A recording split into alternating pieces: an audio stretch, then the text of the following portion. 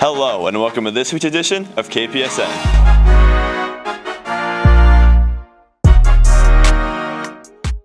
With the first 80-degree day in the forecast for next week, our spring athletes are more than ready for the sun. But in true Warrior fashion, the cold and rainy days have not kept them from bringing the heat to the Hawk. Our softball team remains undefeated, one up on their big rival, the Taunton Tigers. The team is staying focused on one game at a time, but on Monday, May 9th, they will travel to Taunton to face the Tigers for their second meeting. The girls have back-to-back games to win before that, as they play North Attleboro today at 3:45, and they will take on Billerica at 7 p.m. on Saturday at the PAL. Get out there and support the team to help them head into Taunton with some solid momentum. The softball team's coming off two really big wins last week against North and Attleboro, and it's great momentum as we finish off our regular season and head into playoffs. We have Taunton next week, which is a really big game because we're competing for the Hawk title, so we're super excited. We've been practicing hard for it. Not been taking any days off, even on the days that we don't have practice. We're all working individually, and yeah, it's all been working out. We just really have to stay on top of our game and just keep working hard. They're going to be really tough, so we just have to stay on top. The varsity baseball team found its way back into the groove after a two-loss week to Canton and Braintree. Earlier this week, the team faced off against one of the top teams in the Hawk, Oliver Ames. After a lot of practice over the weekend, the team came ready to play. It was a one-sided show the entire game as King Philip's starting pitcher Quinn Garska threw a complete game shutout, leading the team to a 9-0 victory. The bats were slow in the first few innings, but the team rallied behind Quinn and took off to finish the game strong. The bats were led by senior captain Sean Legier and sophomore Max Robeson, both having two-hit games with a few RBIs. This was a huge win for the team as they prepare to face off against the big dogs of Franklin, and the team will host the North Attleboro Red Rocketeers at 3:45 today. The team is counting on some big wins to prove they deserve to be at the top of the Hawk. Got my first start of the season on Monday. I felt pretty good going into it.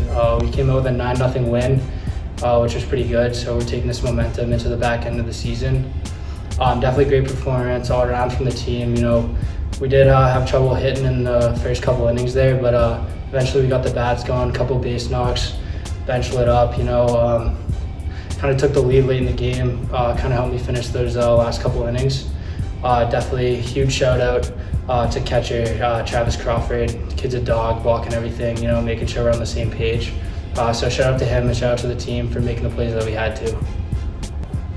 Yeah, so we have a big two games today and tomorrow, North Attleboro today and then Franklin on Saturday. So those are definitely big wins to boost our rankings in the Hawk. Definitely beatable teams.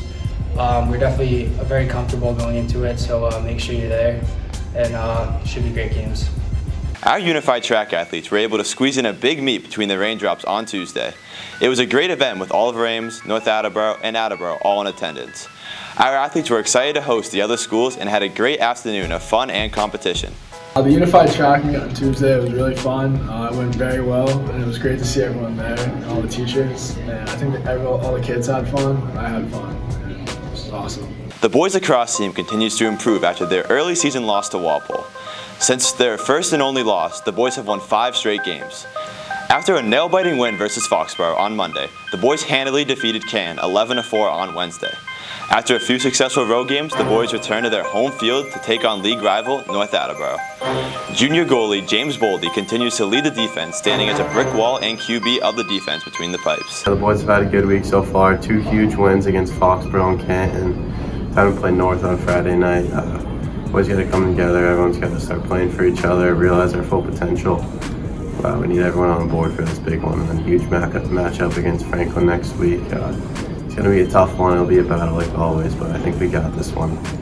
Offensively, senior attackman Sean Crowther and senior midfielder Ben Riggs led the way in scoring and controlling the ball. Thanks to our goalie, James Boldy. It's been a wall between the pipes.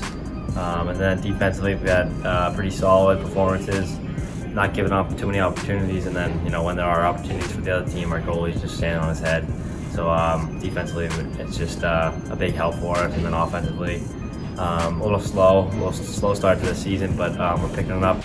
Overall, the boys have seen a lot of production out of all starting and second line players, and they hope this production continues as they head towards the tougher part of their schedule. The girls lacrosse team continued their winning ways this week, coming away with 2 solid wins against Hawk rivals. Their first game of the week was on Monday. With determination, the girls secured a 10-9 win in a late game thriller against an evenly matched Foxborough squad.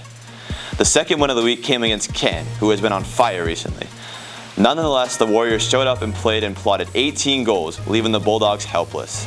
The defense came up strong, holding Canton to 6 goals, which is the lowest number of goals the Bulldogs have scored in a single game this season.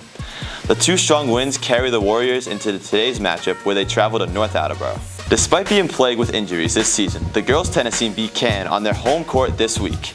Coach Bob Goldberg says that they were pushing through challenges with grit and determination.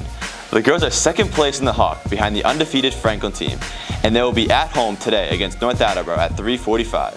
Our boys tennis team is also dealing with an undefeated Franklin squad sitting at the top of the Hawk. They beat Canton this week in a tight 3-2 match and are looking to come away with another win in their match against North Attleboro today. The boys volleyball team travels to Dighton Rehoboth on Monday, hoping their experience will pay off to get them a big win. The boys beat Norton on Monday and lost to Medfield on Wednesday, but they feel a great sense of accomplishment in their improvements in the first half of the season. The team will be on the road for the next 2 games next week, and they have a home game on Friday the 13th against Bellingham at 3:30. Our Warrior track athletes traveled to North Andover last Saturday to compete in their D2 state relays. We had a lot of stand-up performances. Both boys and girls long jump relay teams broke the school record, with girls finishing 2nd overall with a distance of 45 feet 9.5 inches, and the boys finishing 6th overall with a distance of 57 feet 1 3/4 inches. The girls shot put team also broke a school record, placing 4th overall with a distance of 92 feet 7.5 inches. A few more top finishes included boys triple jump, boys high jump, and boys 4x8. Last Tuesday, our athletes traveled to Franklin High School to race against the Franklin Panthers. The meet was very close for the entire meet and actually ended in a tie. Some outstanding performances include junior Nate Sylvan placing 1st in the mile and 2 mile, senior captain Noah Hurd capturing 1st in the 400 hurdles and 4x400, and finally, newcomer Dylan Woods who cleared 6 feet in the high jump. On the girls' side, freshman Daniel Lamusia ran away with a win in the 800 meter, as well as 2nd place finishes from senior captain Sydney O'Shea and freshman Maddie Hill. Great job and good luck to all of our Warriors running tonight and running Saturday. As the Celtics open up their 2nd round series against the Bucks, Boston fans were greatly disappointed as the C's dropped Game 1 at home. The offense was overwhelmed to say the least. The Celtics scored just 89 points while attempting a whopping 53s and making only 18 of them. However, following the catastrophe, the Celtics bounced back in a big way in Game 2, showing the resilience that they have projected through the season. Look for the Celtics to carry momentum into an important Game 3 in Milwaukee tomorrow at 3:30. Here's KPSN's Max Salvatore on Celtics' outlook in the rest of the season versus Milwaukee. After getting blown out and totally dominated in Game 1, the Celtics completely flipped the script in Game 2 and evened the series at 1 apiece. The Celtics rode the hot hand early as Jaylen Brown came out flaming hot. With 17 first-quarter points, Brown gave the Celtics a jump start and they never looked back. The Celtics couldn't get to the rim in Game 1, so they decided to live and die by the 3-ball. They shot over half their field goal attempts from downtown, hitting nearly half of them. But living and dying by the 3-pointer can be dangerous for teams. There's a heavy reliance on shooters to knock down their shots, and if they can't, and also can't get to the rim, they really have no chance to come out on top. It's important for them to find a way to score inside while complementing that with threes. Defensive Player of the Year Marcus Smart missed Game 2 with the quad injury, but the defense didn't miss a beat, led by Al Horford and Grant Williams. Al Horford has found the fountain of youth, and he looks better than he ever has. Grant Williams drilled 6 3-pointers in an impressive offensive showing, but perhaps the biggest contribution by him and Horford was their defense on Giannis Antetokounmpo. Horford and Williams have guarded Giannis better than anyone has since he began dominating the NBA world. Jason Tatum hits some big 3-pointers, but he's yet to look like the guy and take over. The Celtics need him to carry them down the stretch and keep up their stellar defense, and they can seriously compete for a championship. I don't like how many threes the Celtics have been taking, and I don't like how we played in the second half of Game 2. But I feel like if we can get the offense rolling and we keep playing lockdown defense, we can easily win this series. Tough loss in Game 1. Celtics were pretty cold from the field. I hope this game was just a fluke because it is probably one of the worst of the whole season. But I'm still hopeful they can come out and win this series with Chris Middleton being out for the Bucks. So looking forward to seeing Celtics move on to the next round. It's a good thing the Celtics are running strong because the Red Sox are nowhere close to what we had expected this year. Many fans are frustrated with this team that just seems out of sync. When our pitching is good, we struggle to hit. And when we hit well, the pitching staff struggles. The team has potential, but with 14 losses right now, they are losing ground on the first place Yankees real fast. The team travels to Chicago to begin a series with the White Sox tonight. The Bruins are hosting the Hurricanes tonight at the Garden in Game 3 of their first round playoff series. They had a rough start, losing the first 2 games to the Carolina Hurricanes. Game 3 is at 7 p.m. tonight and Game 4 is Sunday at 3:30. Both games will take place at TD Garden. This is a scrappy team, and fans are hoping they can turn it around at their home ice tonight. With the 2022 NFL Draft now over, fans are underwhelmed by the Patriots' picks. While they did fill some important roles, the consensus is there's nothing to get too excited about. What team do you think drafted the best in this year's draft? I think the Patriots. Cole Strange, the Chattanooga vet. Not many people know about him. He's the best player in the draft, in my opinion. What are your thoughts on the Patriots draft so far?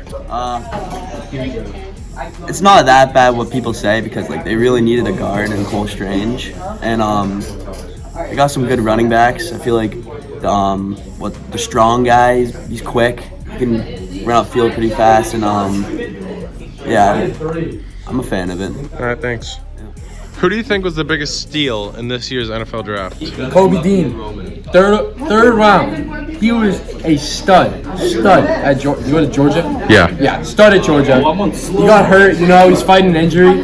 Dropped him all the way to the 3rd round. But Eagles picked him, right? Eagles. I think the Eagles drafted him. They got a steal in the 3rd round. Alrighty, thank you. Out of this year's rookie class. Cole Strange, baby. Why? Because That is our broadcast today. Good luck to all of our spring athletes in their games this weekend. Get out there and soak up some spring sunshine while you can, and watch our Warriors power through some very important matchups. We'll see you back here next week with all the updates.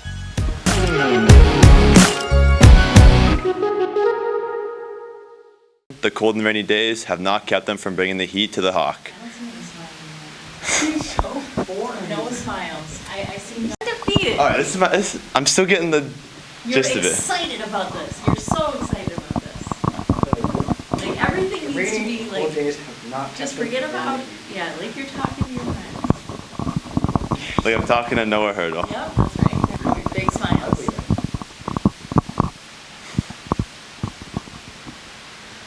Hello and welcome to this week's edition of KPSN. Mic check, mic check.